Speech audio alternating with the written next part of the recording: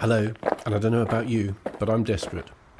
Yes, I'm desperate for a cup of coffee, and it's just coincidence really, because I'm meeting Sharon the tree lady in the rather marvellously named A You for Coffee coffee shop, and we are going to have a chat with a few very influential women in Arb, amongst whom is Michelle Ryan, who is the chair of the trustees of the Arboricultural Association.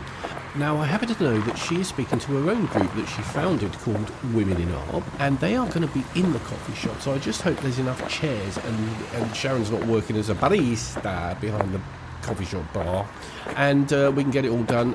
Let's see what's happening so far. I'm just going to walk up now. I'm rounding the corner now. And there it is, and I'm going in. Wish me luck. It's Women in Arb Day on Tree Lady Talks.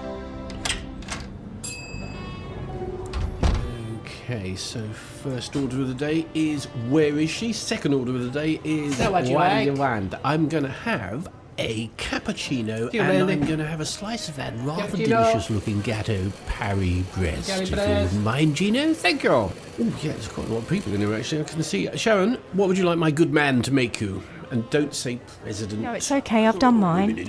Oh, you've already got one? Oh, that's okay then. I'll just pay for this then. Thanks very much. £6.40? You have that? Well, look, the place starts lunch service at 12, so we've got to rattle through this lot. It's going to be really quite intense. So, look, have you got a script? Yes. Have you got your questions? Yes. Have you got your first interviewee? And yes. Right, let's go. Hello, this is Tree Lady Talks, and I'm Sharon Durdant-Hollenby. All music and production is by Noel Durdant-Hollenby. And all views expressed by me or the interviewees are entirely personal. Hello there. Shaz, just before you start, can we just find somewhere a little bit quieter?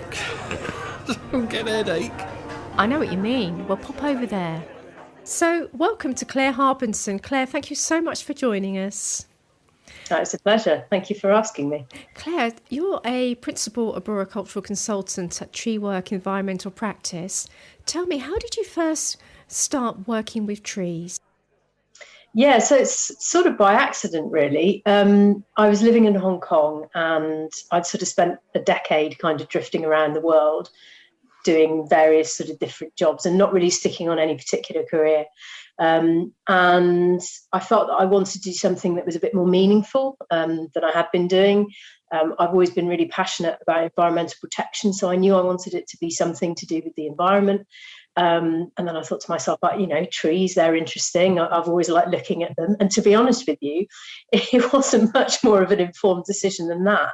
I just thought that looks like something I could get my teeth into and looks interesting. And to be quite honest with you, I don't think I really understood when I sort of pursued, so I applied to do a degree in arboriculture, and that's where it all started off. I came back to the UK and did that. But I'm not sure I was really aware of what it entailed exactly. That sort of unfolded as it went on. So yeah, it's sort of, people often ask me that question. I can't answer it very well. I can't say, I had this burning desire to work with trees from the age of 5 or whatever. It wasn't like that. I think that's a very common experience, actually. And before you start out studying and working in arboriculture, you have no idea of the breadth of the work that you're going to do. And that comes out, I think, when people ask you what you do, and you say, I'm an arboriculturist, and normally then there has to be some explanation, doesn't there, that comes after that.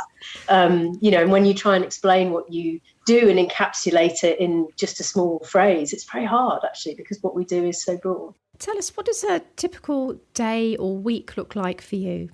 So it's extremely varied. We have lots and lots of different projects at TreeWorks, and that's one of the wonderful things about working for them, is that we get to do lots and lots of different things. So typically time on site versus time in the office is anywhere between sort of 60-40 or 50-50. I might go and do a tree inventory survey somewhere and then come back to the office and write that up.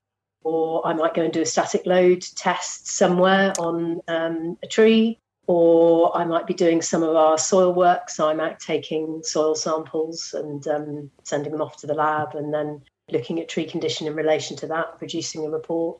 Or I might be writing arboricultural impact assessments for planning application, or, any one of these things in any given week. It's really varied. And I work all around the country too. Oh, right. It's a really wonderful mixture of getting your hands dirty, being outside and just getting to know the environment, and then that very technical and creative as well, work in the office. But static load testing, for those of us who don't know, could you just explain what that means and why it's a good thing?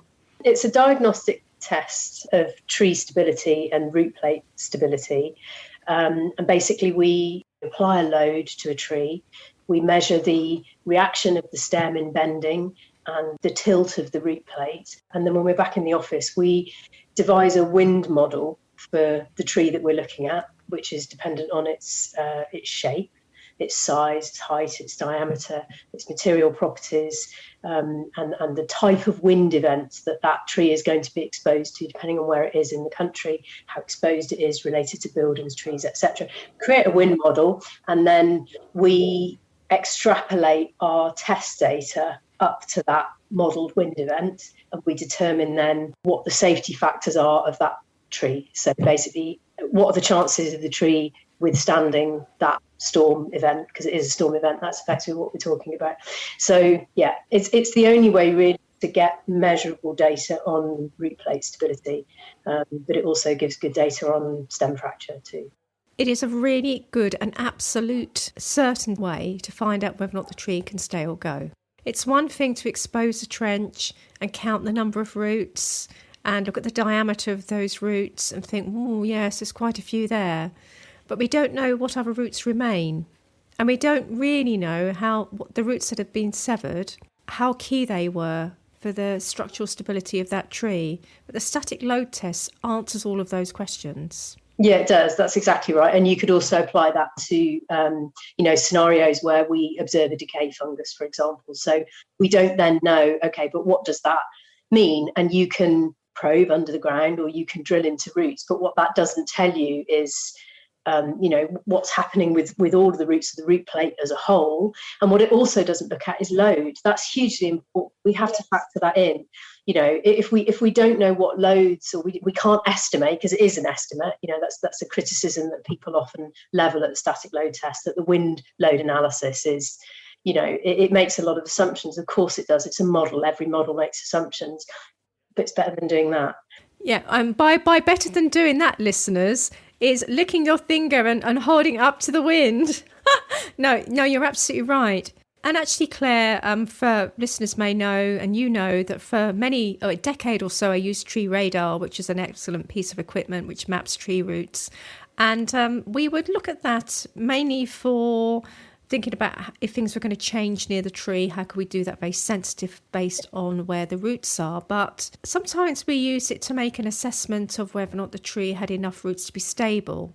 Well, I did in the early years of using it, and then I stopped because it doesn't answer the question. The question is, will the tree fall over? And all of those things such as root exploration, looking at the decaying and root caused by fungus, they don't answer that question. It's static load testing or dynamic testing as well, which is a similar sort of method. And I know that soils are a real passion for you, as they are for me as well. Tell us about the work that you're doing there.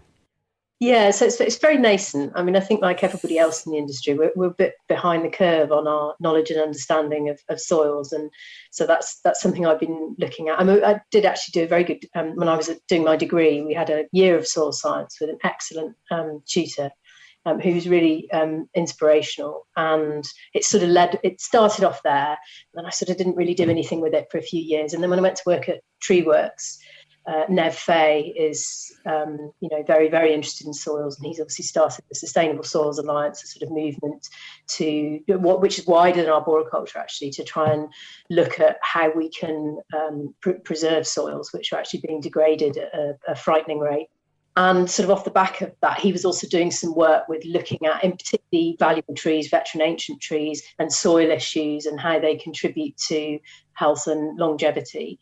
So we had a number of sort of projects that we were running related to that. And I've now sort of taken that over, and we're trying to expand the services that we can offer in that area, but sort of learning at the same time. So we've got a few sort of research projects that we've started to try and look at, what are some of the optimal parameters for soil and, the longevity and health of trees, because we don't really know, and there's not a lot of information out there. So it's a fascinating world. It's a complicated world. I think this fascinated and complicated world is where we're going to be really focusing in the next 10 years. I think so. I hope so. It's a foundation, forgive the pun, for literally everything. And I think that's going to be our focus. Let's say I own a veteran tree, if only I did, and it was looking rather thin. The crown was looking thin and I was worried about the soil. If I called upon your service and say, can you have a look at this for me? What would you actually do? Yeah, that's a good question. So, and we're still refining that in terms of what we would actually do and what are the best. There's a host of tests, and you can take samples and you can do this and you can do that. But it's really elucidating, a bit like with the static load test, really. But which ones are actually the key things that are going to give us the information that we need to go further? The first thing I would do is simply get a spade and dig a square and turn it over and have a look at what we have. So we do this thing called visual soil assessment, which is a quite simple technique, really, which originated in New Zealand, which is similar to our visual tree assessment in the sense that it's simply just looking at what's there. You can tell a lot by how the soil looks, what the structure looks like, what happens when you break it apart, what does it smell like, how friable is it, all of these things. So you can tell a lot actually from that. You can also tell a lot by the suite of other plants that are growing there. They can sometimes tell you about how acid or alkaline the soil is, or neutral, whether it's compacted, whether there's been disturbance, that sort of thing. So those are the first things that I would do on a very basic level, because that might be enough actually to tell me what I need to know. But if it isn't, and I feel that there might be something going on with nutrient deficiencies, or maybe I might need some actual numbers because people want, some sort of scientific basis to get funding or to recommend a treatment or what have you, then I would look at doing some soil tests and also trying to take some root samples as well and looking at mycorrhizal colonisation. And then in those soil samples, I'd send them off to the lab, and I would look for I'd be looking for them to do a structural textural analysis, looking at the basic chemical nutrients, micro macronutrients, and the biology as well. That's also really important. So that's the bit we know least about, and it's hardest to interpret in some ways. But if we can just look at overall numbers, balance between bacteria and fungi, and activity levels, that gives some sort of idea about how well the soil's functioning. And if you find there's a deficiency, maybe it has a very low microbial population, or very low mycorrhizae population, or it's too acid or alkaline, or it's lacking in some macronutrients, what do you do? If it's too acid or alkaline, those sorts of things are quite hard to correct, actually. And I suspect that probably wouldn't be the problem. If it's a veteran tree, it's been growing there for a long time, unless there's been some sort of catastrophic disturbance that has led to the acidity being altered in some way. It's quite unlikely to be that. The soil's got a really high buffering capacity for pH anyway, so it's really hard to change. So it's hard to change with disturbance, and then it's hard to change with correcting it. We try and use techniques that are sort of as least disturbing to native soil populations as possible, and part of that is to do with our lack of knowledge about what we're doing down there and what's down there. So we use things like compost tea to try and boost a microbial population. So it's activated compost tea. We use a compost base, and we pass water through it in order to try and multiply up the microbiology that's living in that compost. We make a tea out of it, and then we then apply that to the tree, either as a root drench or as a foliar application. So we've had really good results with that, actually, and it's quite sort of low risk as long as your compost source is correct. It's quite low risk in terms of disturbing things in the wrong way. So that's one option. Also, really simple things like using mulch, that can be really beneficial. Although I say it's simple, it's actually not, in the sense that you have to really, it's not just about sticking a load of wood chip around a tree and hoping for the best. It's a bit more nuanced than that. But those are some of the things that we would look at doing. Obviously, there are products in terms of mycorrhizal colonisation. I mean, that would really be about trying to improve the soil quality sort of overall, I think. I know that there are products, mycorrhizal inoculations out there that you can buy. I'm not desperately confident about those because I think, mycorrhizae are very particular to the tree species and also the particular soil environment. And those inoculations are produced with, inoculants from elsewhere, which may not actually be suitable for the tree or the soil environment that you're applying them to, and actually could do more harm than good. It's a really interesting point. I mean, my personal view is in an urban soil, which is impoverished, maybe it's been under hard surfacing for 40 years on a typical council estate, and it's being lifted and then it's going to be made into new planting. I then personally think there's a place for mycorrhizae inoculations in that environment because it's probably already has a very low population. Yeah, I would agree. I mean, we had the case of sort of a veteran tree, didn't we? And I was sort of thinking in those terms.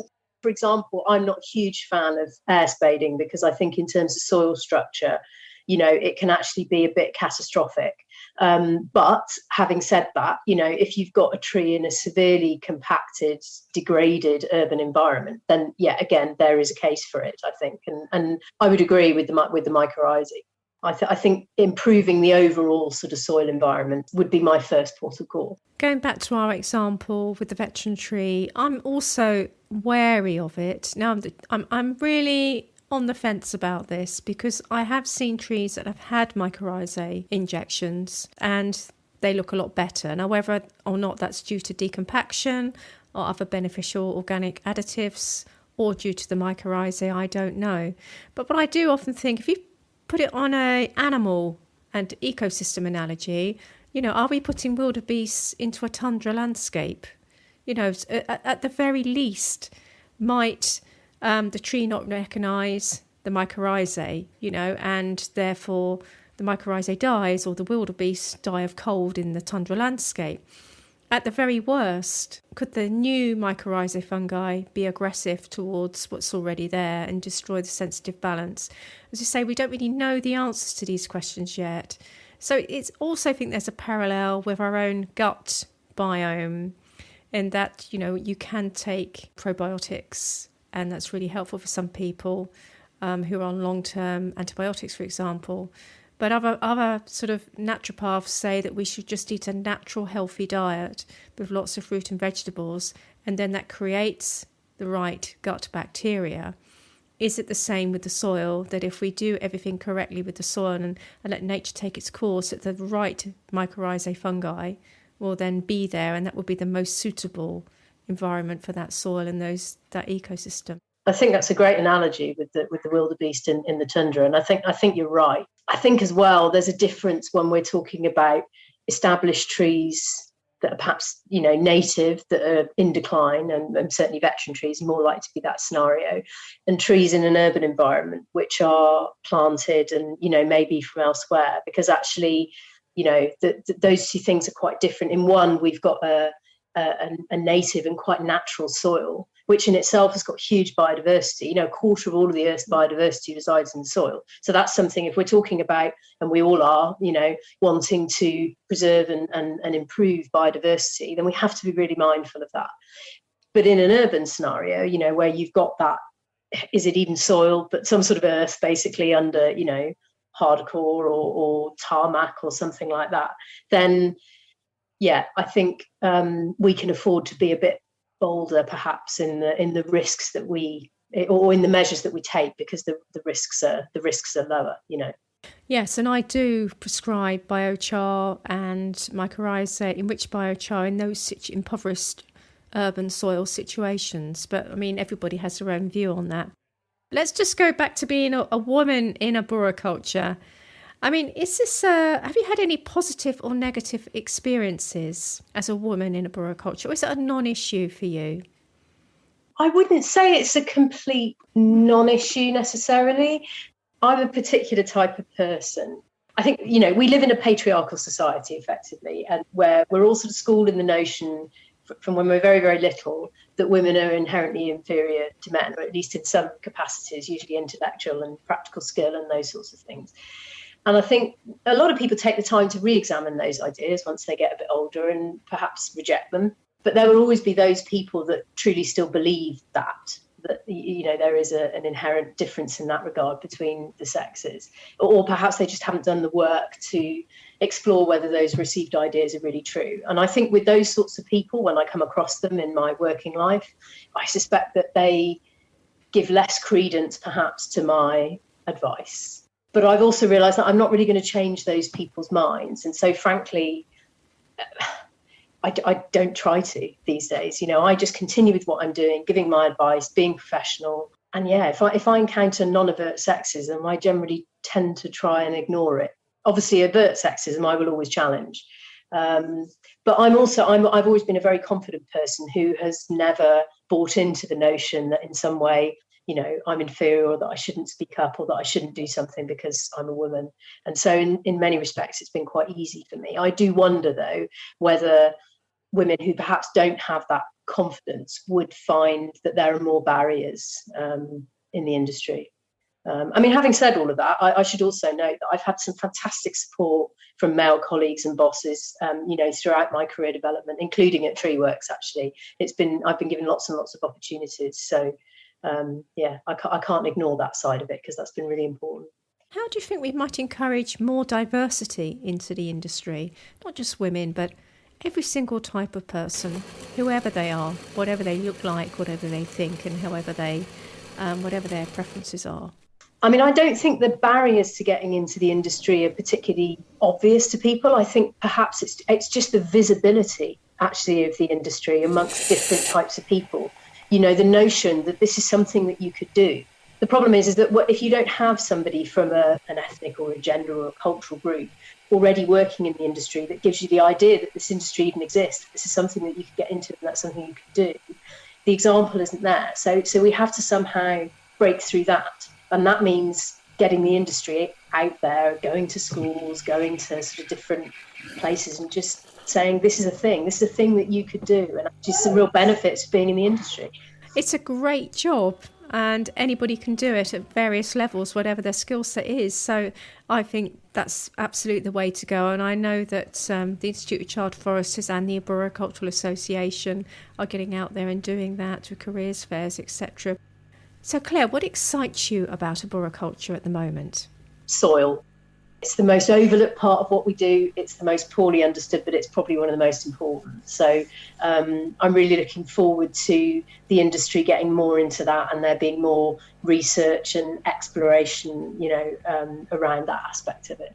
I'm also, the industry's really professionalised in the 15 years or so that I've been in it, and I'm looking forward to that continuing, so that we have the same status ultimately. When I sit at a design team meeting, I have the same status as a landscape architect or an architect or an engineer.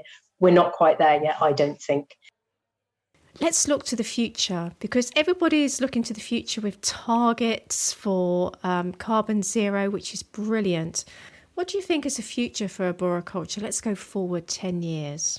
I want it to be much more focused on our role as stewards of Britain's tree population, rather than the sort of sometimes narrow focus that we have on risk and hazard and the danger of trees, or that sort of thing. I want us to think more globally about sort of the whole population, how we can preserve it, how we can enhance it, how it works as a whole, where are the areas where it's lacking and we need to boost it. That I really want that to be at the forefront of what we do. And I think, there's signs that we will get there. A lot of the legislation and guidance that's coming out in terms of biodiversity net gain and these sorts of things, I think are going to encourage the industry to go down that route. It will have to. And I think that would be a really positive thing. I'd also like a much more scientific footing for what we do. I think that's really important, so that our decisions are evidence-based insofar as they can be. And of course, scientific research into trees is inherently difficult because of their lifespan, the length of their lifespan in relation to ours, and the fact that it's very difficult to minimise the confounding variables. But, we should still try. So I'd like to see a lot more engagement with higher education institutes to try and help us with that. As practitioners, we do what we can, but we're often not in a position to really be able to sort of thrash out the problems and get answers. But the universities, they really are. I mean, I'm looking at some of the things. I'm a member of the BAM Static group, which is the user group for static load test, and they've got really good links with some universities in Germany where, there's lots of PhD students and master students who are doing research to sort of advance what we do with the static load test, but other ancillary things related to arboriculture and tree care. And I'd really like to see more of that in the UK. Finally, Claire, what would you say to a young woman who's thinking about working with trees and doesn't know if it's for her? I would absolutely say do it. It's such a rewarding career. There's so many different ways you can go with it, and I don't think the barriers are very great. They're easy to step over if you have confidence in yourself, and you will always find people if you show passion and energy for the subject in the industry. You will find people who will be prepared to give you a leg up. So you want another cappuccino in there, huh? I can't. I'm supposed to be working. No, I've got to go and check on the ladies. Hold on a second. I'm just going to drop into their meeting, then I'll be back. Keep it on there. So how did that go? Sounded good. Yeah, Claire was really good. Sounded good. Right, I've just popped over to the Women in Arb table. I want you to start from a wide range of backgrounds. You got your script? Yes, I've got my script. Okay, just go from there. It's interesting to see such a wide range of backgrounds, and at different sort of levels of responsibility and learning as well. So that's great. And some people here, it's not their first career, such as you, Sheila. So I wondered, how did you get involved with the industry? Well, I was looking for a career change and browsing round Wisley. They had a careers fair on, and I believe it was Sophie at the Arboricultural Association stand who did a very good job in encouraging me to pursue the course with the training tree, which I've thoroughly enjoyed, but unfortunately haven't been able. It was supposed to be a blended course with some home learning and some classroom learning at Painshill Park in Cobham. But some of those took place, the classroom sessions, but then obviously due to COVID, it's been cut short, which is really to my chagrin. Oh, so all inspired by the Arboricultural Association. That's brilliant. Absolutely. You must just come over here. Theri Riechlin's ready for you. Thank you. Tell us a little bit about yourself. All right. So I'm a Canadian in the UK, but I'm a Canadian / a soup of immigrants and stuff like that. I got 3 nationalities. My mom's Czech and my dad's Swiss, and I was born in Canada, but I somehow lived in 5 countries, and I'm in the UK. So I've been pretty much, well, not everywhere, but I've been around. How did you get into arboriculture? I did a degree in environmental biology, and then from the start, really, I started beekeeping, and one of the professors was providing us access to the rooftops to manage our bees, and she was a professor of entomology and forest entomology, and an urban forester as well. So that's kind of where I started hanging out in the faculty building a lot. And then I met all these foresters, and they were all really, really cool. So that's kind of, where I started taking classes. And I ended up with a double major, actually. So in North America, you can get majors for your degree. So your specializations. So my other specialization was forest conservation science.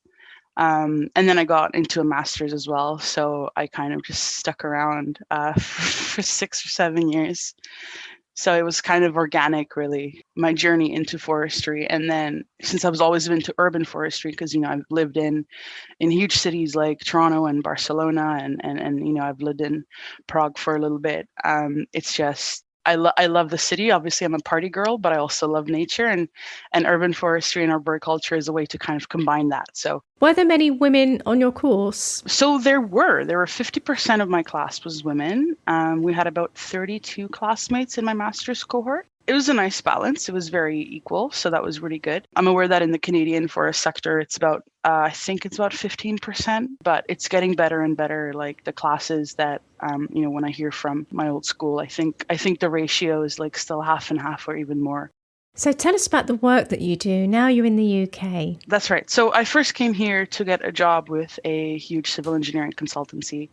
I kind of just needed a job quickly after graduating. So I was like, yep, that's the one, I'll take it.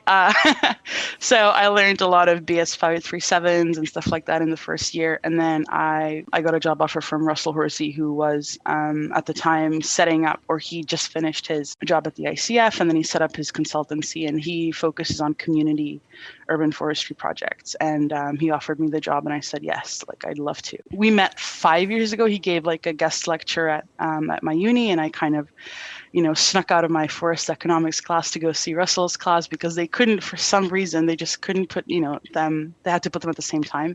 So I picked one over the other, and that's where I kind of knew. So that's where I met Russell for the first time. And then I met him again when I won the Prince of Wales Forest Leadership Award. So I went to spend the weekend over there. Yeah, I'm really happy to be here working with him. Tell us about a typical day for you. At the moment, I'm taking the lead on Tree Plotter distribution in the UK. So Tree Plotter is an American software, and I'm kind of the one trying to do the, talking to people and trying to, show them how it works and stuff like that. So that's part of, because of COVID, that's like my major, the major part of my work at the minute.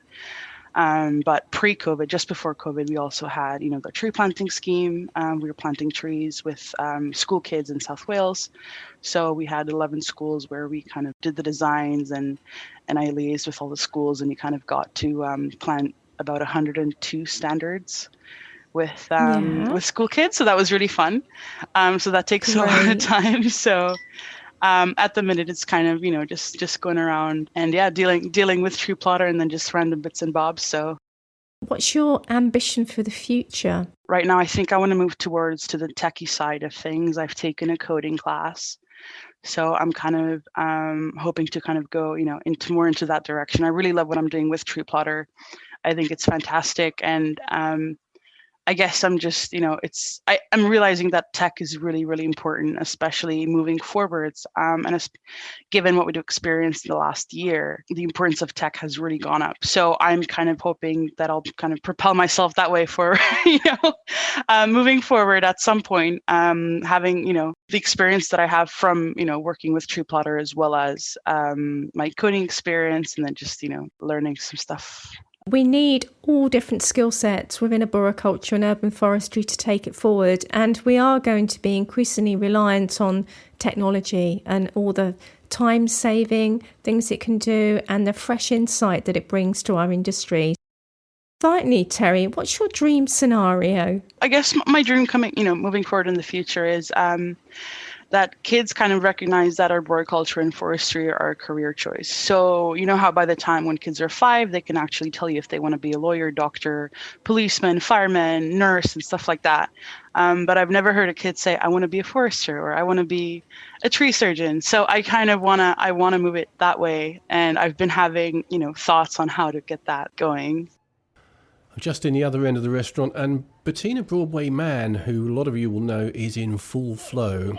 If I could go back and talk to my 16-year-old self, I would guide her towards arboriculture, because I missed out years of early learning. I did an applied biology degree instead because that's what I liked at school, but never heard of it until this job came up when I was in my mid-20s.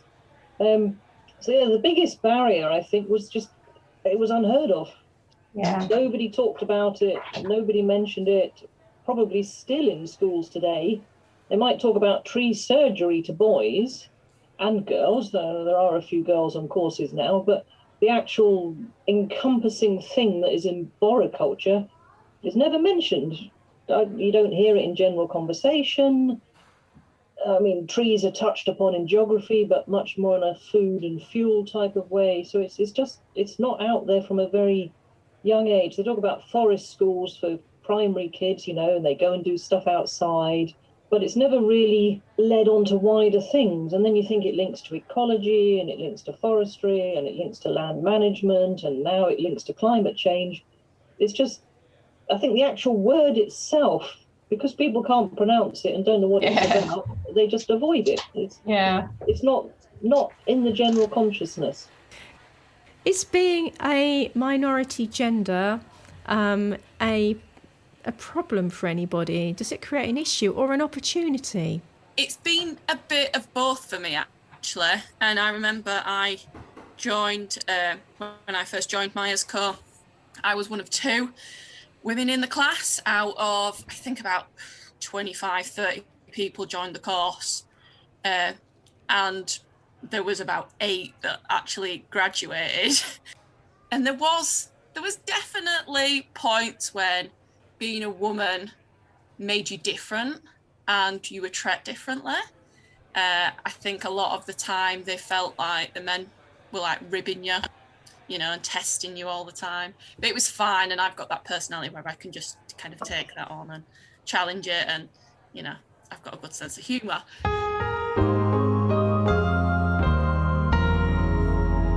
Tree Lady Talk. Here's Stella Bolam.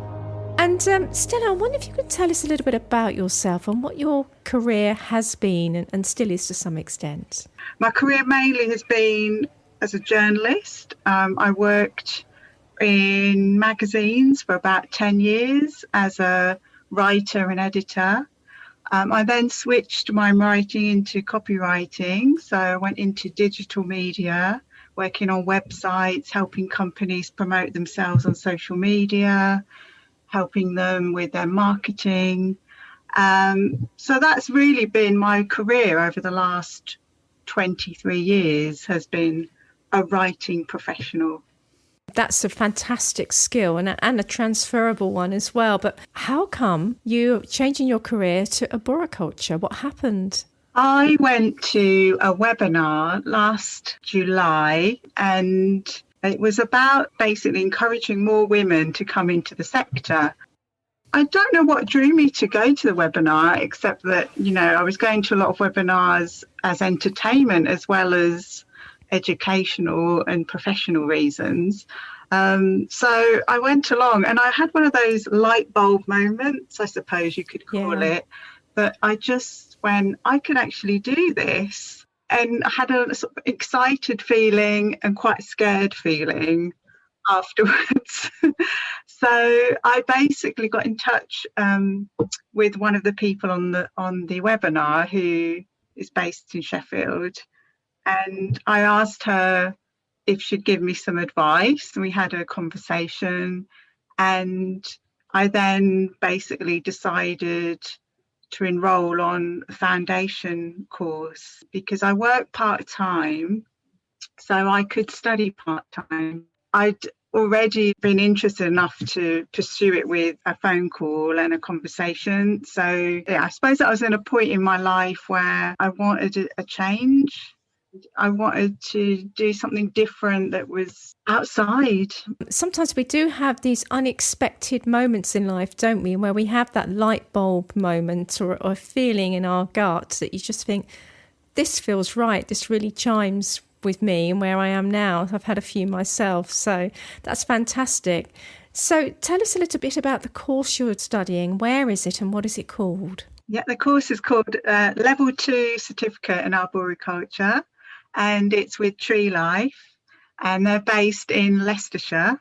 Yes, so brilliant. I love Tree Life. I actually did my level 4 with them. Are you loving the course, and which bits do you love best? I am loving it. Yeah, I think it's such an interesting time to study as well, because we've had so much more time to be indoors and actually focus on something that challenges your brain a bit, actually. And, I came from an arts background. Yeah. Last time I did science-based topics was at school.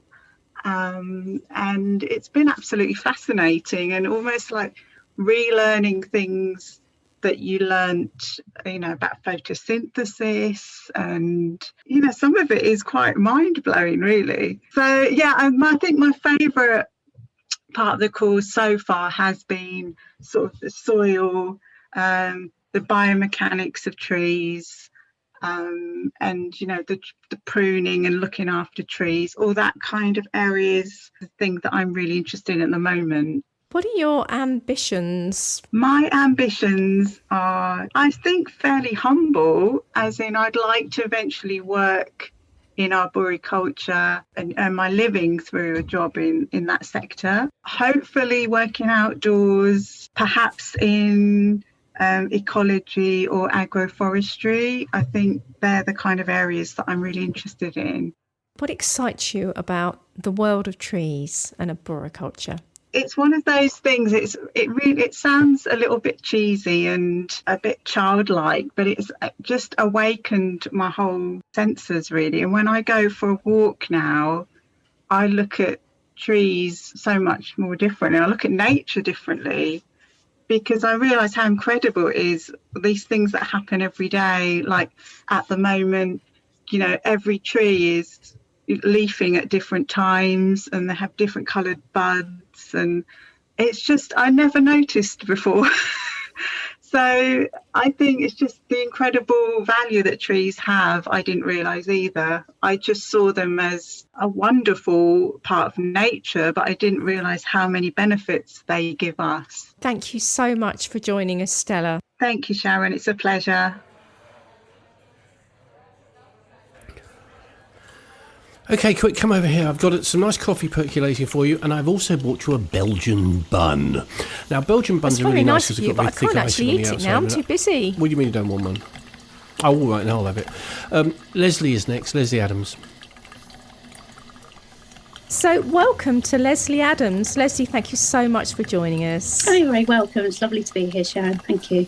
Lesley, tell us a little bit about yourself and how you got into arboriculture. When I was looking at career ideas coming up to leaving school, I had an idea that I would really like to work in the environment, but there weren't the opportunities to maybe go to university, and I didn't see that as a career route. And I sort of came up with the idea that tree surgery would be a great thing to do. I was brought up in Hampshire, and through the 70s I'd watched elms just dying, and at the weekends I used to help my dad. We had a family farm and we used to go out logging at the weekend and felling some quite big elm for firewood, and I really enjoyed it. And I actually had an idea that tree surgery was healing trees, and I didn't really have an idea what tree surgery really involved, but I found out that there were courses at Merristwood. So I actually left school when I was 16 after I did my O-levels and managed to get a year's experience with a nursery. I couldn't get a job as a tree surgeon.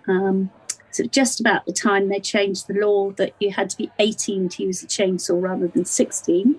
And so I got the requisite qualifications and experience to get into Merristwood, and I started at Merristwood when I was 17. But it was really a case of wanting to do something with the environment and conservation, and tree surgery just came up as the main career path at that time. At that time, I wanted to do something with the environment as well, and there was a real awakening amongst a few of us. But we were still seen to be a bit weird. I know when I was in the sixth form and I really cared about nature and the environment, that the other sixth forms were saying, she's a lumberjack and she's okay, Yes. Did your friends and family find it surprising that you went into tree surgery, or did they just wish you well and were pleased that you've made a decision that you wanted to do with your heart? Well, I think my parents were really supportive because, my dad had worked in land-based industries. He was involved in farming and meat production. So, they thought horticulture was a good idea. And then when we found out about arboriculture, and I did actually have a love of machinery as well. I've always loved messing around with little engines. And, it was back in the day when my older brother had a, puddle jumper car, and I used to help with stripping off carburetors and things like that at the weekend. So, there were a lot of things about Arb that really just ticked all the boxes. And I was also known as a bit of a tree hugger, because conservation, it wasn't very mainstream at the time. It was a bit alternative, and it just it just seemed right, So my family were hugely supportive. And I think my friends just accepted it because they knew that I love the environment. I like growing things, so it was the right thing to do. And so what did you do next after you qualified for Merriswood? Well, I was quite lucky because I finished at Merriswood in 1986 and I travelled for almost a year, just went to Australia and Far East. And I came back about 3 months before the Great Storm in 87. And I just literally set myself up with a few chainsaws, a little van, started doing some just actually sort of garden maintenance type work and light pruning, and was just trying to do a little bit of contracting, but probably leaning more towards sort of landscape maintenance side of things because I was working mostly on my own. And about 3 weeks before the big storm, I met someone who was working in as a timber feller, felling big trees. And I did some work just topping out some ash for him down in Devon. And then, of course, we were thrown into the chaos that was the 87 storm.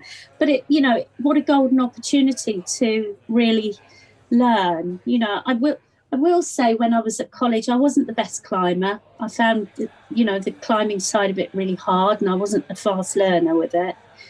I was much more comfortable with the academic side of things. But, being thrown in at the deep end with all those storm-damaged trees was just, in hindsight, it's a massive opportunity.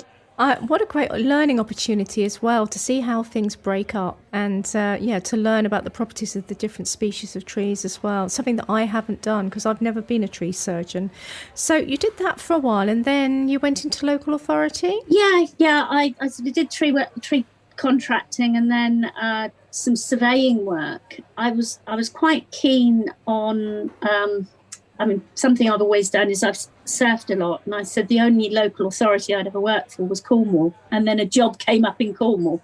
Another example of just opportunities coming along at the right time. It was in 1990 and I just signed up and committed to doing the professional diploma that year. So I started my local authority job with Cornwall County Council a couple of months before I took my professional diploma. So that was great because for the first time I was handling actual TPO documents and working, as a local authority tree officer, looking at development control issues and all that sort of thing. So, everything was very new. So, just perfect timing for my studies, really. Yeah. And what did you do from there on? Well, I stayed in local authority for 5 years and, got lots of experience. But, mid-90s, I was keen to get back in the private sector. So I sort of set up on my own as a consultant. I was planning really to try and build a business up in Cornwall, but economically the county's very poor. So I was working away as well to support the Cornish end of the business. So I'd work a sort of 10-day fortnight. I'd go away and work just over a week straight, right through every other weekend. And then I'd come home and work a few days in Cornwall and spend a long weekend as well before I went away again. So it was tough, but it was great. It got me established. Then I met my husband, so that's why I moved to the Midlands. I got married, moved away from Cornwall. Your career progressed and you became a registered consultant. One of my goals very early on was to become a registered consultant with the Arb Association, and I was quite involved with the association Western branch at the time. And I applied in early in 1998 to become a registered consultant, and I was successful. Early 99 I was interviewed and became the first female registered consultant. And still the only one? Yeah, there's never been another woman since. I really don't know why. I stayed on the register for 17 years. I came off the AA register in 2016 because I felt, it had been a long-term goal, but I felt that the business was established enough, and I have a very sort of loyal clutch of clients, so I felt that it wasn't really necessary for me to be a registered consultant anymore. What does a typical working week look like for you? I work on the Arb side of things at least 3 days a week, and I've been a director of Symbiosis Consulting, which I run with Mick Boddy for over 20 years. But I'm based at home now. We've recently closed our office, so I'm based at home. But of course, we've all been home-based over the last year or so.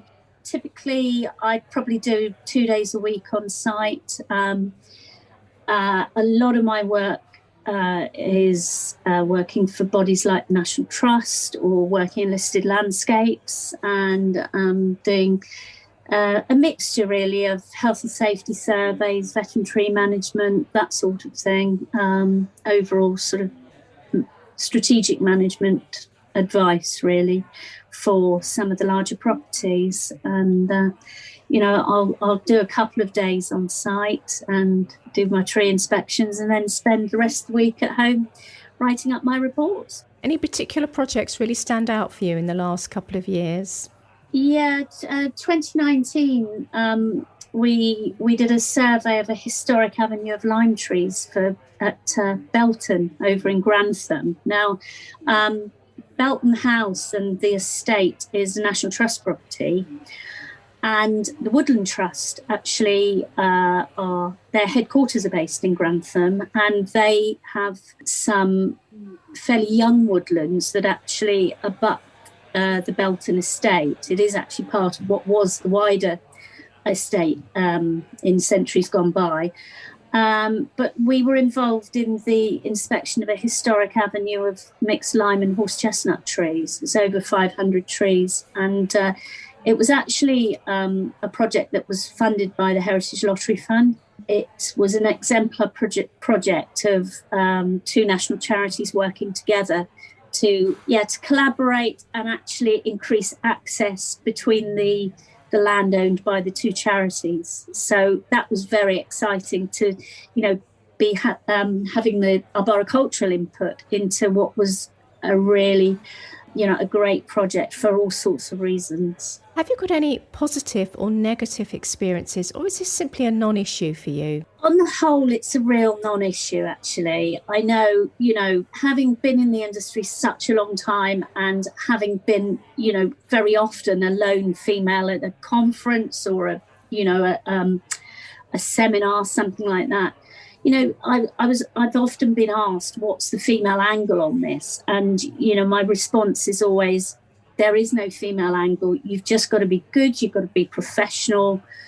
And, that is what is important above all else. You're qualified, you're there. I mean, I've been in court situations. And of course, in those sort of situations, what you tell yourself is you're the expert there. Nobody knows more than you do.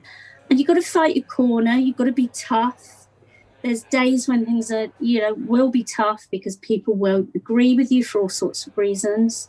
There's sexist people or people who don't understand how to behave out there in every walk of life, and sometimes if you're feeling a bit victimized, you can be having a flaky day perhaps, and comments can get under your skin. But on the whole, I've been welcomed with open arms. I've had a charmed career, and people on the whole are very positive. So, I really want people to be gender blind to this. I mean, it's just a matter of getting the job done well. How do you think we might encourage more women or just generally a more diverse workforce into arboriculture, because it's such a great job? Yeah, well, it's a fabulous job, isn't it? And, it's, as you say, it's not just encouraging women. I think, there's a lot of minorities, a lot of people that are underrepresented in our industry. And I think it's because people don't really know what arboriculture involves and what a fabulously rewarding career it is. It's not just tree surgery, although that's a really great fun side of it. But there are so many other aspects to it. It's very positive for the environment. You can specialise in things like mycology, tree decay fungi, or, you've got the other end of things with social forestry and arboriculture is such an exciting area. Just how we've all, there's been so much focus the last year about how important it is to just get out and experience the environment. It would be lovely to think that, careers advisors in school knew a little bit more about our industry. And I think that's really an area that, I'd like to see our professional bodies advertising just what a great career arboriculture can be for so many reasons. But Lesley, you've not just had a great paid career, you've also had a really good career within our professional bodies. Perhaps you could tell us about your work for the Institute of Chartered Foresters. Yeah, that's been really rewarding. I joined ICF as a professional member via the APC route, which, after I became a registered consultant. So it was important to become chartered. And when the opportunity to be a chartered ARB arose, I just jumped at the chance. So I think I was interviewed in 2001. I was so impressed with the Institute's CPD events and conferences and things. Just, it opened so many doors. And in 2005, I think I was asked if I would become an assessor for the PME route for professional membership. And I've been assessing ever since. I have served on council for 3 years, and I was also on the exam board and was vice chair of the exam board for 3 years. But I still assess, and it is a highlight of the year when you are invited to assess, and then you get the written information from those candidates to have a look, and then you get to meet face to face, actually learn about young people at an early stage of their career, just seeing what they've done to date and what their aspirations are and the quality of work that they're producing is just so rewarding. You look at that and you think, well, if these people are coming into the industry now, the industry's in safe hands. Pop back to the Women in Arb group, see who's talking now. Then it kind of changes their perception. I have noticed it more since starting in forestry, where there is still quite a macho culture to a certain extent, and very male dominated, and you do get a lot of little comments here and there. There are also opportunities, and I think people are starting to talk more about the need for greater diversity, both in the profession but also in how the work gets delivered and the impact of the work. And I'm just in time to catch Sharon talking to Georgi Ennis. Georgie, tell us a little bit about yourself, please. So I'm 21. I've been doing ARB since I was 17. And I discovered it whilst I was at college. I started off doing horticulture, and I worked in a plant nursery dealing with rhododendrons and azaleas, which basically we did orders for the Queen and royal household, and we built a display at Chelsea Flower Show, which was good fun. Oh, wow. I've always wanted to be behind the scenes at Chelsea. I bet it's manic, isn't it? Oh, it's crazy. But we won a gold in the end, so it was well worth it. Fantastic. And I found that with that, you found that the most interesting time of the year was kind of May to September. And then from September back round to May, it was just potting. And that drove me absolutely wild. So I was like, I need to change. I need to find something else to do. It was a bit lonely as well in the potting shed, just by yourself all day. So I went back into college, and they still had some spaces for the ARB course. So you went back to college. Which college did you go to? I went to Merriswood, just outside Guildford. And what was the course that you signed up to? It was a level 3 Sitting Guilds diploma in arboriculture and forestry. I've got to ask the obvious question. Were there any other ladies? No. Well, not in my group anyway. Although there were some Hong Kong students. So every year on the Arb course, we get some Hong Kong students in to learn, and then they go back to Hong Kong and end up running their own teams. For the first part of the year, I was the only girl, and then about halfway through, when the Hong Kong students arrived, there was 2 more. But other than that, in the year above me, and then the year above that, or the year previous to that, there was also 1 girl in the group. It seems to be there's only one. There's one or none. How did that make you feel? Was it an issue or just a non-issue? I didn't really find it an issue, but I think that's because most of my friends are boys anyway. I don't really hang out with many women. And I don't think the boys cared either, to be honest. That's just part of the team. What about sort of personal protective equipment and chainsaw trousers and boots? I know that I have trouble with some bits of PPE. How about you? So in the beginning, when I first got PPE, in terms of boots were fine because I'm a size 7, so that's about average in the size of shoes as it goes. That wasn't an issue. The chainsaw trousers, I found that I would need the smallest pair possible, plus a belt, plus braces, because they'd keep falling down. And with all the extra material that they have, and it's like, oh, this doesn't fit very well. This isn't great. In more recent years, we've got brands such as Arbitech that have brought out the women's cut, which I've found is a lot better. Fits me a lot better, and I use them all the time now. Wouldn't go to anybody else. So you finished at Merriswood, and tell us what you do now. I had a year out in the industry as a subcontractor, and then I applied for a specialist certificate at Kew. So then I went and worked at Kew for a year, and then I finished at Kew back in September, and then I've been back as a subcontractor again. So going back to your climbing, I mean, what's the tallest tree you've climbed at Kew?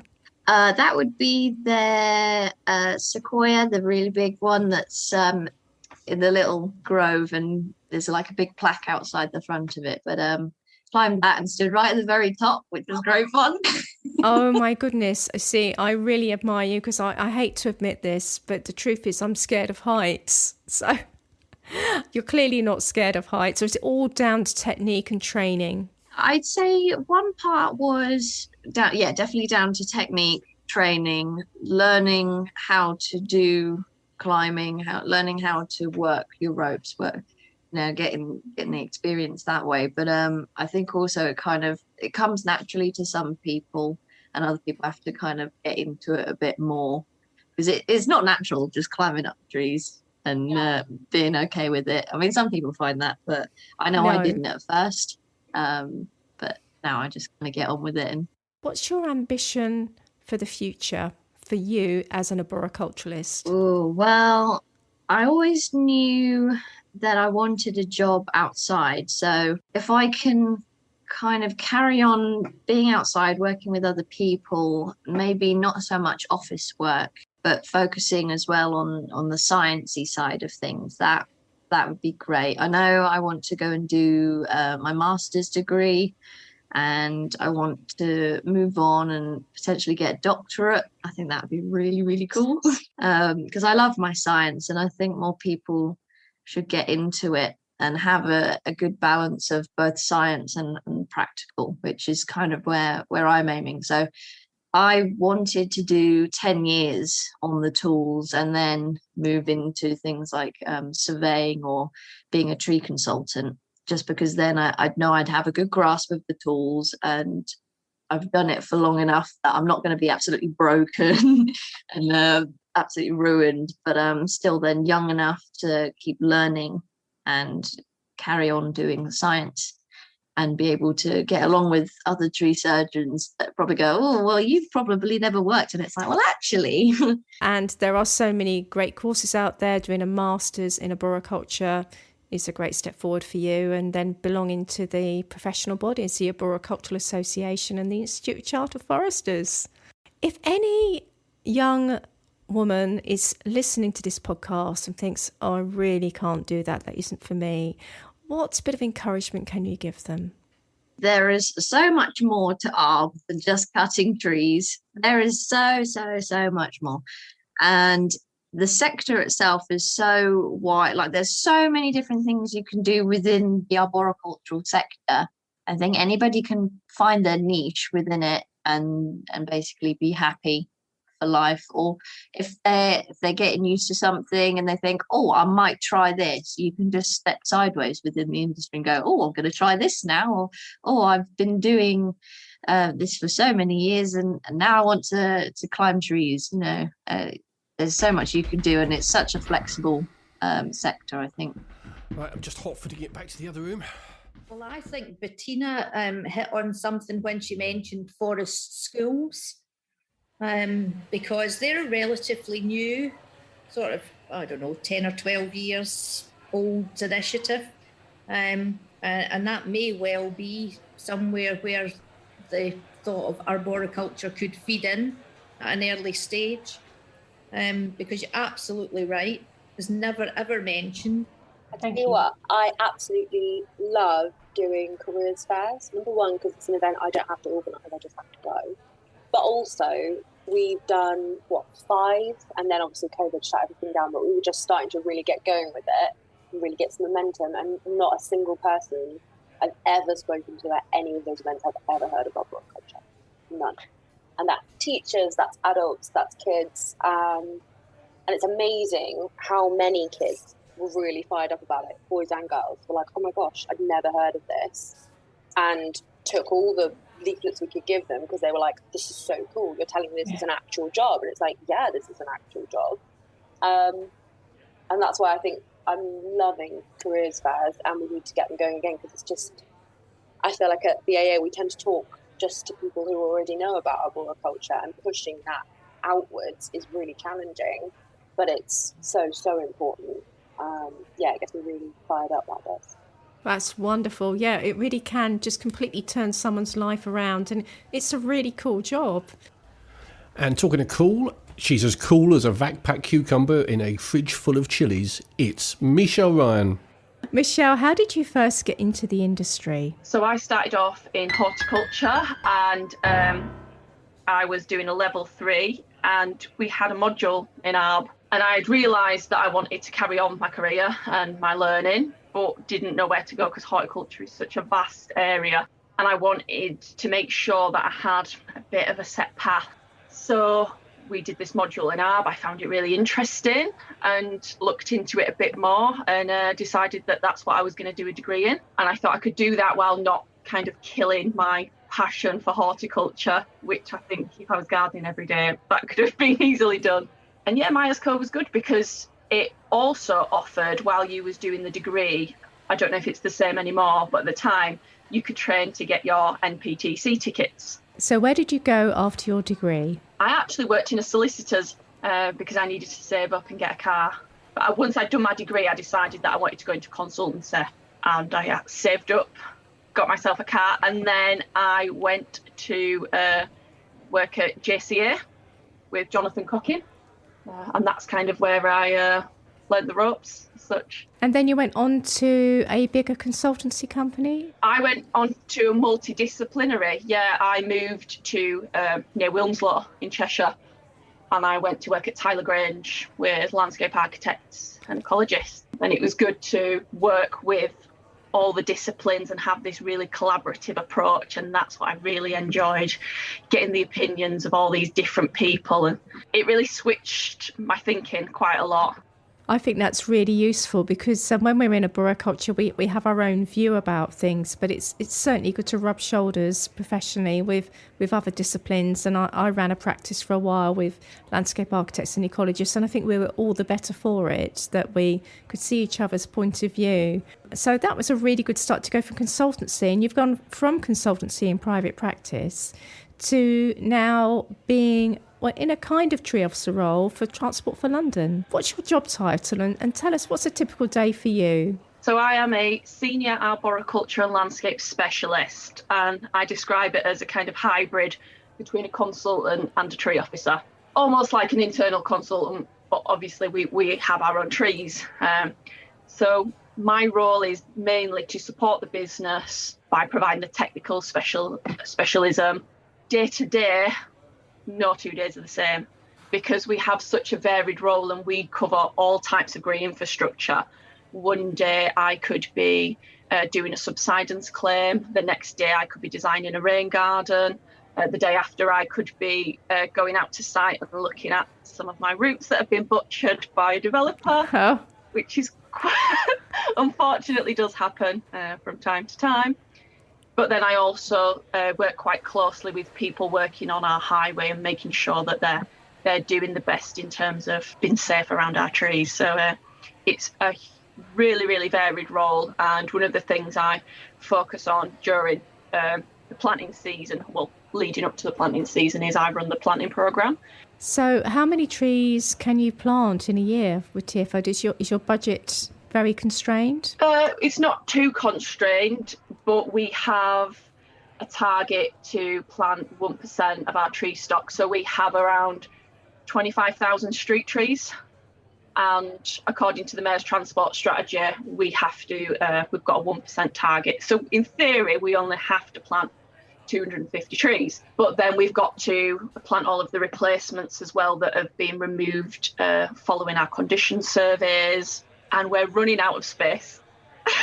I was going to say, are you running out of space? Because I know in my work in urban situations, you think, well, good, we get a tree in the streets, and it's so challenging with site displays, underground services, street furniture, etc. I mean, are you finding that you're nearly at capacity?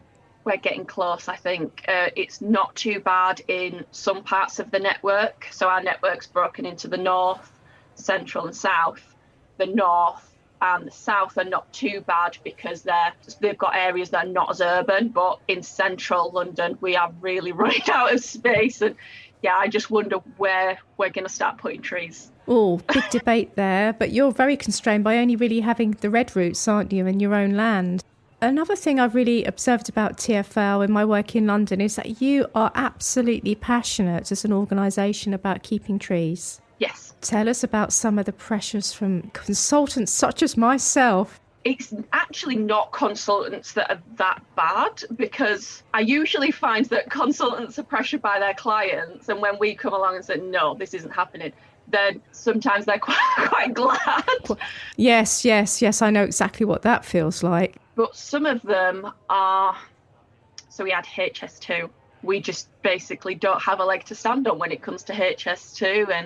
And last year I had a case where 6 large trees were getting removed, and I didn't really know what the mitigation was going to be because it's not been set out, and they've got an Act of Parliament and they can essentially do whatever they like. And that's quite disheartening when you try your hardest to come up with a sensible solution and there's just no room for leverage, because otherwise you'll set a precedent, and that's not what they want to do. They have their own ideas. And it's not just tree removal, is it? It's tree pruning, because I know a lot of developers in London, they want to take it right up to the site envelope for urban design reasons and maybe profitable reasons as well, I'm sure. And then it's actually building that building on that line. It's the foundations, which might creep into the highway and into the root zone. It's scaffolding as well, which involves pruning the tree back. How much of a tough job is it to stop that creep forwards towards trees? It's quite tricky. So there was one, they had a branch that wasn't particularly big, and it went slightly over the hoarding, and they wanted it pruning because they were adamant that someone was going to climb along the branch and break into their site. And it wasn't a very thick branch, and then our asset operations team, who deal with licensing and that kind of thing, they just said, no, it's your site, it's your security, stop it. So it's quite good that I've got the support of our other teams to help. And then they wanted to do loads of pruning on tiny little branches because it was slightly impinging on the scaffolding or whatever. And it's just stop. There's a point where it's just like, we've been through this.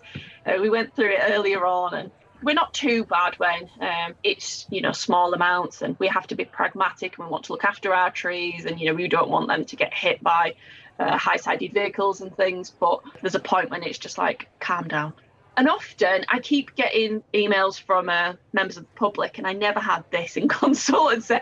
Can you just chop this tree? It's always chop or lop. I noticed it hasn't been cut, and I think it's been neglected, and can you cut it? And it's like, there is this real misconception that trees are not being looked after if they're not being butchered to death or regularly pruned. And then I have to kind of almost educate the public that the tree is fine if we're not pruning it. They do their own thing, they look after themselves. The tree's overgrown is a favourite phrase for the public. Going back to the purpose of this documentary podcast is really women in arboriculture, and I wondered, is it an issue for you? Have you got any positive or negative experiences? Positive is just being in this industry. I've found this lovely little niche industry that's got so many different jobs and so many different kinds of people, and I find with most people are quite interesting and have all these quirky hobbies, and I like being in a job that not a lot of people do, and I like being the specialist. And I think it is generally a really welcoming, supportive industry, and sometimes we are a bit too in our own little bubble, but that's not always a bad thing. So I really do like that. So tell us about the Women in Arboriculture group, which I think you started, didn't you, a few years ago? I don't know if you watched, I did a webinar with the Arb Association talking about succession. Yeah, my first ever conference, I was at Tyler Grange. I went along, I'd heard about the conference, and they were really supportive on CPD and professionalism, so they paid for me to go, and I was so excited. And I got there, and I was just in this sea of men, and I didn't know anyone. I was in I think I was in my mid-20s at the time, and I was terrified. And I was not because I'm scared of men, but because I just didn't know anyone, and it was really surreal. You did find it a surreal experience, but I didn't stop you from moving forward really quickly and starting this group, which has been really helpful for a lot of women, hasn't it? It has, yeah. And I didn't really know many women, and I got talking to people and realised that there was this huge problem with diversity. And I was at an education and training committee meeting, and that was the first thing I got involved in with the Arb Association. I'm one of these, if I want to change, if I want to help, I'll just put myself forward. I don't think you should just sit around. If you want something to change, you've got to get involved. So I said to them, it's coming up to International Women's Day. What are we doing? What are we doing as an organisation for it? And what are we doing in general? Is there any plans? And if not, what can I do to help? And then there was a big discussion. It was quite an interesting one, and I had to kind of, can I say kick ass? Yeah, you can say kick ass. There's not enough kicking ass in on this podcast, actually. Yeah. Thank you for saying the first kick ass, which I'm now going to say again. Kick ass, kick ass, kick ass. So we've got that well and truly out there. Carry on kicking ass, Michelle. Because I remember one person in the meeting saying, oh, we did an article about such and such. And it was about Bo, who's an international tree climbing champion. We did an article on Bo in the Arb mag. We're supportive of women, and I'd done my homework. So I'd looked at every single Arb mag and looked at how many women had wrote articles, how many women, just images of women had been included. I did the same with the ICF. So I had, in my mind, I had some information. I said, that was 2 years ago. And she won a tree climbing competition. She should have been included. The Arb Association is really pushing it heavily now, and so the Institute of Chartered Foresters. But you actually did your homework and found that there was a lack of women being visual, you know, a visual representation. Yeah. And I also looked at which women had won awards and how many women had been chairs and things like that, and just hardly any. So I had some information and I threw some stuff at them, and then we got into a discussion about diversity in general. And I was like, I'm happy to push for any kind of diversity. Yes. But then we went away, and it just kind of evolved into Women in Arb. And I think one of the thoughts behind it was, if we started a diversity group, it might just be a load of white women and a few white men sat around a table, which is a bit of a shame because it doesn't represent the UK or the world. We've still got work to do as an industry, haven't we? But one of the things that you do really well, the 12 Faces of Arb as well. Yeah, that was a really good project, and I think it was good to get some people that weren't that well known. People can see that on the website, can't they? trees.org.uk. That's the one, and I think we're on the careers section, but there's 2 podcasts on there. Well, they're not really podcasts, but 2 of the 12 Faces are actually interviews with American arborists. The Arbcast. Yeah, I've listened to that. So you can listen to that on any podcast platform as well. So done a really good job of that. And now you're having, is it monthly coffee mornings, which I've been to a few of those as well. Yeah, so we have fortnightly ones, and we got feedback that not everyone could do coffee mornings, and it can be a bit of a funny time for some people. So we decided to alternate it between an evening and a morning. And then every 6th version we are running, we're having a guest speaker. So last night we had Dr. Felicity Stout, and she's just brilliant. And she was talking about trees, streets and politics in the 17th century, which was, I love history and trees. So it was quite exciting for me. It's really interesting. Can people catch up with that online after the event? We're not putting that online because it's like a Women in Arb thing, but also she's giving another talk, a slightly different talk in a few months' time, I think, for the Arb Association for their big webinars. What are the benefits that women have found from being in your coffee mornings and involved with the group? Just connecting with other people, particularly during the COVID lockdowns. We had a woman who has moved to another country.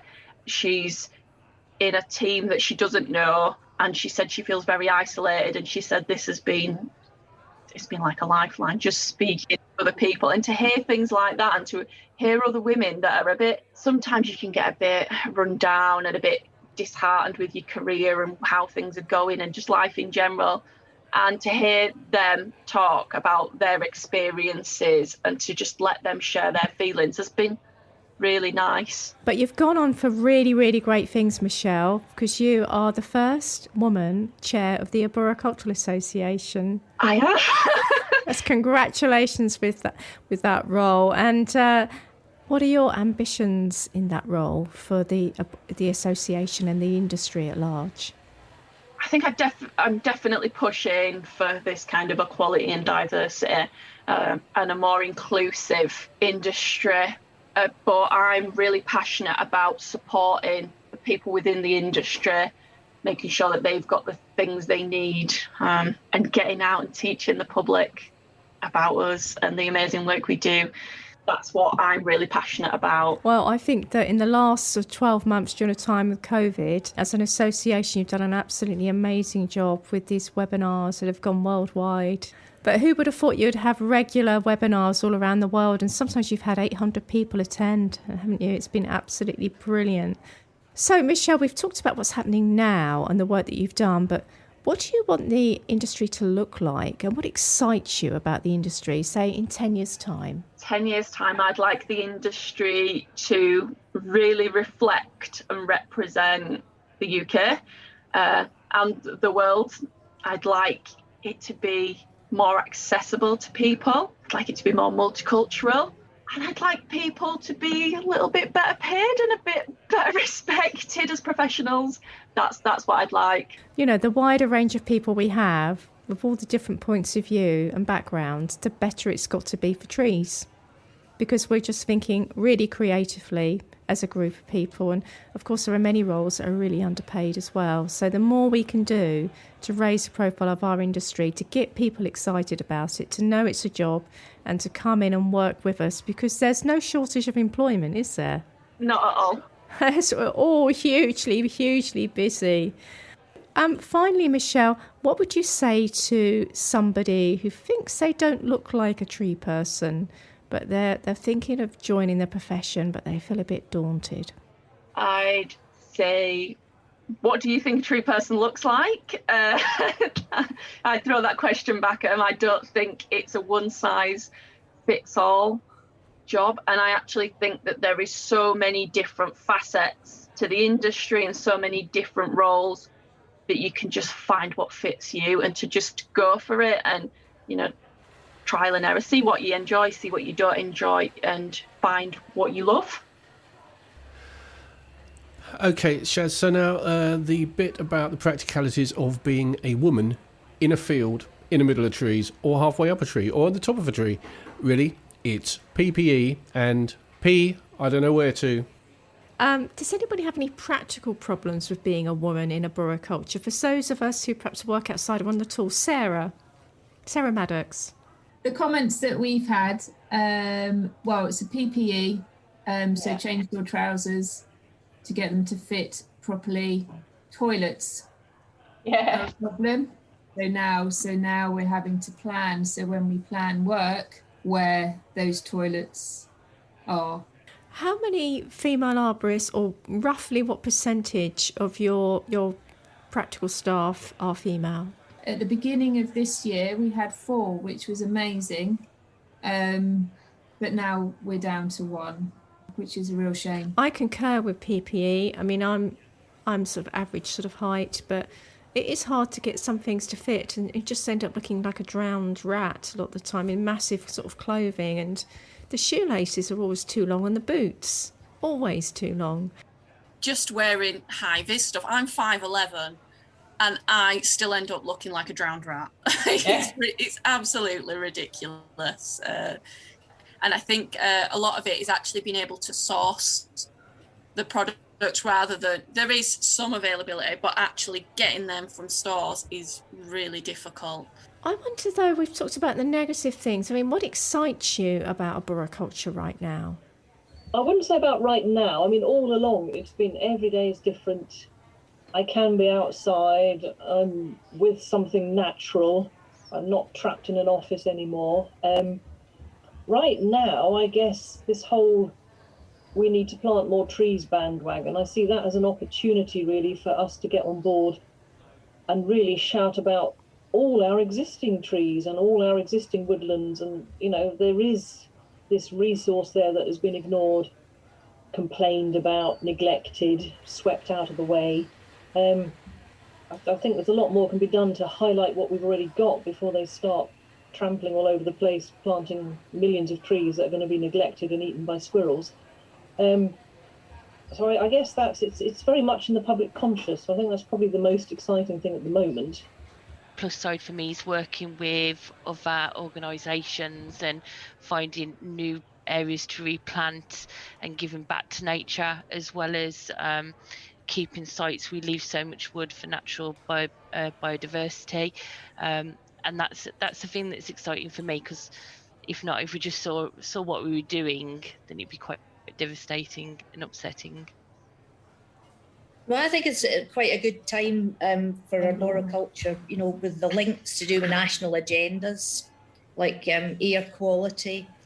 It's probably the first time since I've been involved where there's really good hooks and links, and, you know, and all the strategies that are being developed to try and get some cash and funding for trees. But like some other people mentioned, you know, there does seem to be this thing happening across the country where everybody wants to plant trees everywhere, not necessarily in the appropriate places. I can't help but wish that people that are giving trees away would identify the need to have somebody with an arboricultural background look at the scheme first and be involved before the trees are given out. We've had to sort of pull back from lots of schemes and discourage people who have all of a sudden turned up with a pack of trees from the Woodland Trust. And we say, well, no, sorry, you can't plant them there because the soil's wrong, or because you're adjacent to a woodland where we don't want that sort of species. There's all those sorts of issues. And I've been quite interested in the veteran trees, because we have quite a few veteran trees in Luton. And that's been quite a challenge to dealing with those because of my horticultural background, because You know, I would probably have gone and taken all the epicormic growth off a whole pile of veteran trees if the arboricultural consultants hadn't come along and said, well, no, actually, you've got to treat that slightly different because that's where they're getting a lot of their energy from. So it's been useful to be able to share that sort of information also with the grounds maintenance teams, who generally come from a similar background to myself. And Laura, did you have something to say on this? Yeah, so I've not long finished my postgraduate diploma, and there's a lot of really exciting research happening. And obviously we need a lot more research across the whole spectrum of arboriculture and urban forestry. But yeah, there's some really exciting stuff being published and being funded, and it seems to be a really good opportunity to kind of both expand knowledge but also provide evidence for the things we innately know that trees are great for. I think it's a hugely important and exciting time in history. I really think that the work that we're doing will be judged in the future if we get it wrong. We've been talking about women in arboriculture, but what do we feel about the industry? Is it representative enough? And if not, what can we do about it? I'll start with you, Michelle, because of your role, and then go to Bettina. Oh, you've asked a big question there. It's not representative enough. No. I don't think it reflects the UK or the world. It's been quite interesting being part of the Women in Arb group. We felt we've always discussed diversity in the wider sense. Yes. And we talked about setting up a diversity group rather than a Women in Arb group. And it's kind of felt like it would probably just be a load of white women and white men anyway. But the Women in Arb group is focused on diversity as a whole. And some quite interesting things have come up about culture and how different groups perceive outdoor work, which has been interesting, and how it's not necessarily seen as a respectable profession.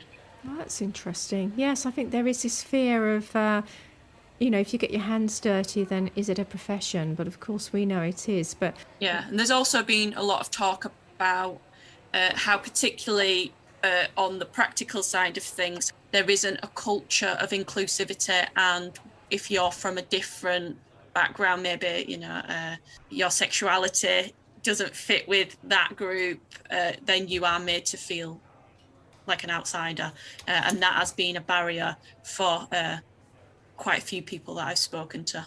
It's not just our industry. A lot of the service industries, fire brigade for example, certain cultural backgrounds look down on their family going into such an industry because it's a service industry and is not appropriate, doesn't earn enough, doesn't meet their aspirations. I think it's an overall image, as you say, of a sort of a hands-on industry that just doesn't fit into the cultural psyche of some groups, and therefore, no matter how much advertising you do or positive discrimination, they still won't go for it because it's just not on their radar of where they want to go with life. I wonder if that brings me neatly on to Sophie and your career fairs talk. But what were you going to say on this issue, Sophie? In regards to diversity, something that we didn't realise is kind of the income barrier. I think we were aware of it, but we weren't necessarily kind of addressing it. And doing the webinars, it kind of opened up, not only but internationally and globally, that for just widening the discussion, which shows there are people out there. We just need to find a way of reaching them, which we weren't reaching them before. They do exist, they're out there. But also the fact that it's free content, something like our conference, which, you have to pay to go to, having free content has opened up the discussion to an awful lot more people, which otherwise couldn't afford to travel to our conference or couldn't afford, to take time off work is kind of the big one a lot of the time. They can't afford to have a day where they're not working. To come to our show or do whatever else, like having the content available has opened it up to so many more people that otherwise we wouldn't be reaching, and we didn't realise necessarily that we couldn't reach. And I think that brings into diversity as well, because I remember when I was younger and I had children at home that I couldn't have gone to many things because I was looking after the children primarily. And so there are those life choice barriers as well as financial ones. So it's more difficult. So I think that the webinars that the Arboricultural Association and other organisations have been doing, which have been free and accessible at home, has been a game changer. And I hope one of the really positive things that have come out of the pandemic. So we agree it's a problem, and it all looks rather white and rather middle class, perhaps working class as well, and rather male. Boy, she's banging on a bit. It seems to be about outreach as well as the framework as well of having policies and having the legislation. But we've kind of all got a responsibility, haven't we, to do that and talk about the passion we have for our job with other people and the careers work that you're doing, Sophie. It's incredibly important. Does anybody else have any other thoughts on this? I think for me, a lot of it is raising the profile of the industry and then changing the culture within the industry. You know, like you said, we're all responsible for this, and I think if we're working with people and they don't have great opinions or great values, we can help challenge them, but also we ourselves can promote our jobs and the industry. I just want to thank you all so much for your time and your honesty. It's been really fascinating, and I'm so pleased that we've got such a range of people here in the conversation. Those of us who get our hands dirty, people doing really, really important roles of management and HR, and it's been fantastic. Thank you so much.